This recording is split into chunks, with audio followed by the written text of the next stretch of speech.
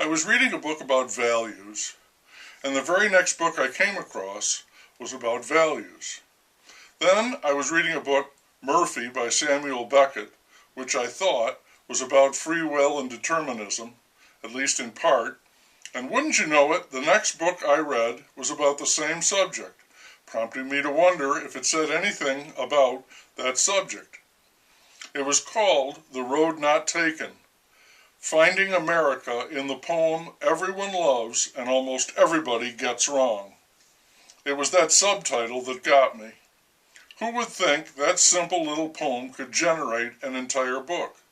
But it did, and a very scholarly yet casual one at that, as likely to quote Macklemore as it was to resort to clinical investigations in psychology and behavioral science. As it happens, I've had trouble with that simple little poem for years. First, there's the title. The poem ends in a burst of what feels like affirmation, but the title is about the other choice, signaling possible regret. And in the poem itself, the author goes to lengths to say there's really not that much to choose from in considering these roads, but at the end, the choice suddenly and dramatically makes all the difference. I never understood that, how it came to that result. There's also this. If I'm choosing between two distinct roads, the choice I will make will depend first on where the roads will be taking me, if I know that, and second on how clear they are, the relative ease of travel upon them. The author makes no mention of where the roads might lead. Apparently he doesn't care. That's not an issue. He's not going anywhere in particular. He is, we could say, aimless. The author of the book on the poem covers all of this and much more. He writes about Frost, who some see as the gruff but genial old Yankee poet, and others claim is nothing less than a monster. And he writes about that confounded poem. The poem, he says, is not a salute to can-do individualism. It's a commentary on the self-deception we practice when constructing the story of our lives. Well, that's something to think about. And, as the subtitle declares, the author connects the poem to America. To believe in progress, as de Tocqueville conceives of it, he writes, is to believe in choice. American optimism is rooted in American confidence in individual decision-making.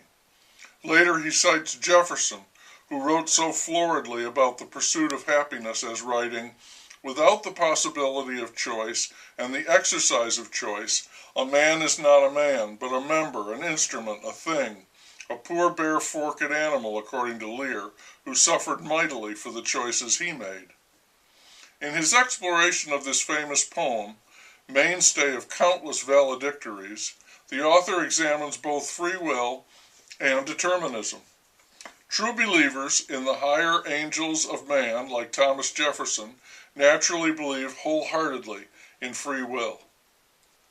The author cites one researcher who came to the opposite conclusion, that there may be no free will at all.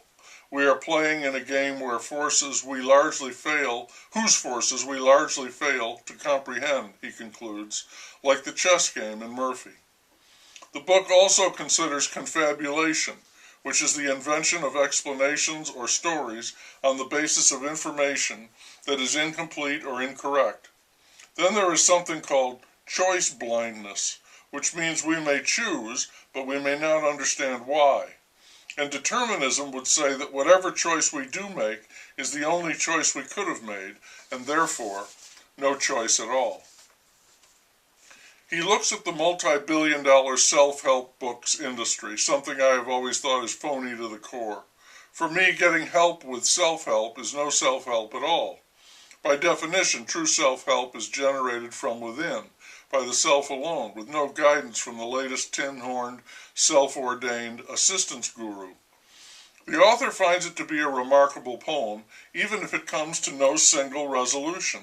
When we consider the enormous complexity of the issues surrounding decision-making and the sheer amount of disagreement about how and why we choose, it is staggering to see how effortlessly Frost's seemingly simple poem holds every perspective in equal regard, but that's what he says. Maybe so. I'm still confused by it. And I know that when I am faced with that situation, when I find myself at a crossroads, I will not dive into the murky depths of Robert Frost. I will instead keep in mind that other great sage, the ever so aptly named Yogi Berra, who said, "When you come to a fork in the road, take it." I will, Yogi, I will.